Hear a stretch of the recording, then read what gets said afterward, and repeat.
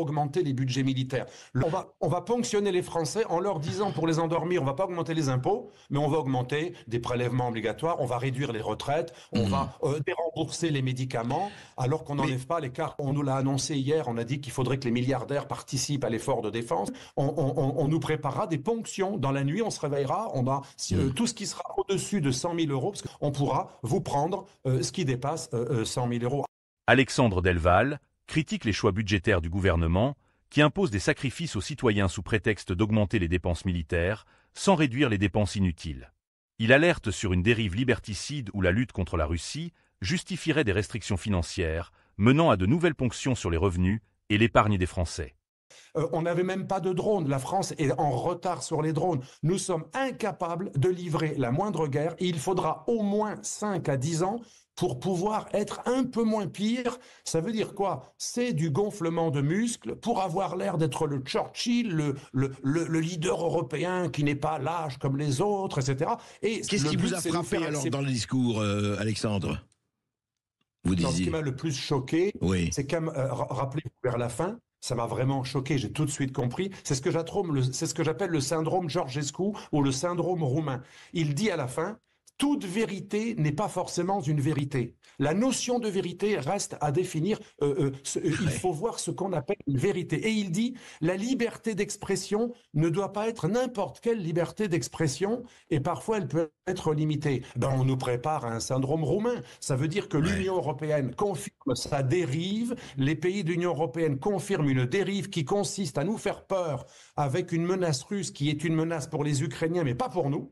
Oui. Aucun pays de l'Union européenne n'est menacé directement. Donc la Russie est incontestablement l'ennemi de l'Ukraine. Mais elle n'est pas encore l'ennemi des pays baltes, même si ça pourrait. Et elle l'est absolument pas pour la France. Donc on nous ment quand on nous dit que la Russie est l'ennemi existentiel. C'est pour ne pas parler de l'autre ennemi. C'est ce que j'ai écrit dans mon livre en 2018, Les vrais ennemis de l'Occident. On nous parle de l'ennemi russe pour ne pas parler de l'ennemi interne. Et je regrette de le dire, mais M.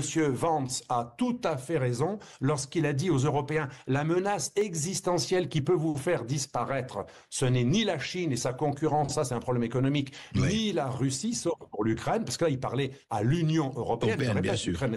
Européenne, et c'est une menace interne, c'est l'immigration non contrôlée et le terrorisme islamiste, bien sûr, mais c'est aussi vos reniements à vos propres valeurs de John Locke et de la démocratie et de tout ce qu'on nous dit tout le temps. La liberté va être réduite de plus en plus, et Macron l'a carrément préparé hier au nom d'une menace russe. La bonne chose de ce discours, c'est que en exagérant la menace russe pour la France, qui n'en est pas une, ça va permettre de faire admettre aux gens des sacrifices pour augmenter les budgets militaires. Le problème, c'est que plutôt que de prendre sur la bête et le mammouth et de limiter les énormes défenses, l'IFRAP, qui est très sérieuse, a fait plein d'études, on pourrait économiser des dizaines de milliards sur les dépenses inutiles et les trafics. Oui, on l'a dit depuis longtemps, ça, oui, tout à fait. Eh bien non, on va ponctionner les Français en leur disant, pour les endormir, on ne va pas augmenter les impôts, mais on va augmenter des prélèvements obligatoires, on va réduire les retraites, on va dérembourser les médicaments, alors qu'on n'enlève pas l'écart. Quand je parle à des banquiers, ils me disent très souvent,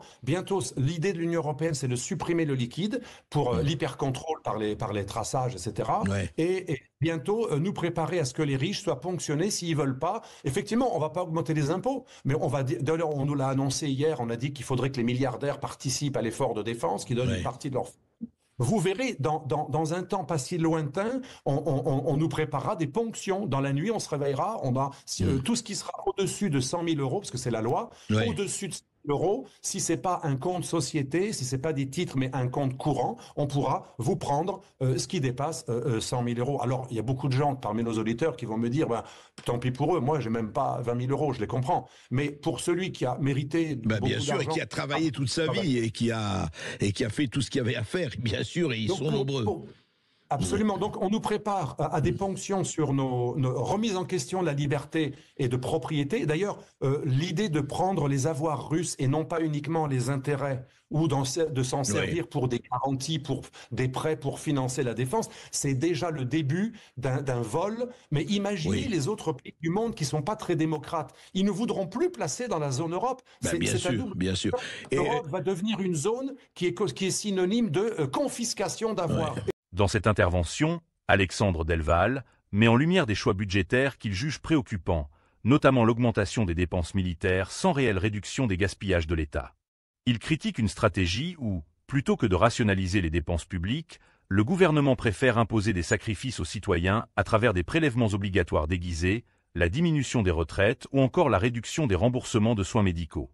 Il alerte également sur une évolution qu'il considère liberticide, où la lutte contre la Russie servirait de prétexte à une surveillance accrue et à des restrictions financières. Selon lui, l'Union européenne chercherait à limiter l'usage du liquide au profit de systèmes de traçage renforcés.